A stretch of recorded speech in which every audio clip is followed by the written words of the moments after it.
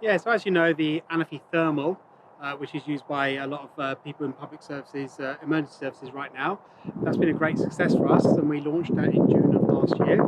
And then about a year or so ago, we were approached by the American government to develop a short-range reconnaissance drone for them. And this is built off the back of that project, basically.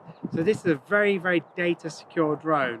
So it's designed in Europe, in Paris, but built in the USA to ensure we're fully data compliant, with data cleared, high encryption levels.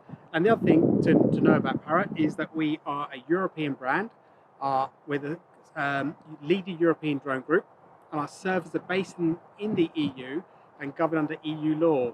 So we've had lots of requests from customers to build on the success we've had with Anafi Thermal. So the Anafi Thermal, or the Anafi USA has now come to fruition. Yeah, so the Anafi USA is about 50% heavier than the Anafi Thermal. Just comes in just under 500 grams. The battery life on this though is 32 minutes per battery. It comes with 3 batteries. But even though it's larger, it's the same amount of decibels, but when people have been using it, they're quite surprised about because the pitch is lower, it actually sounds a lot quieter than a standard Anafi Thermal. So it has 2 cameras on there for visible. One's a wide angle camera, the other one's a 32 times digital zoom. And the thermal camera is a FLIR Boson Sensor.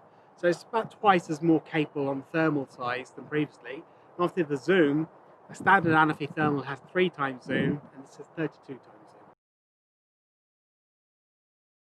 Well, there's various vertical markets. So obviously we have the enterprise user, surveyors, inspection, because of the high capability of both the zoom functionality and the thermal camera.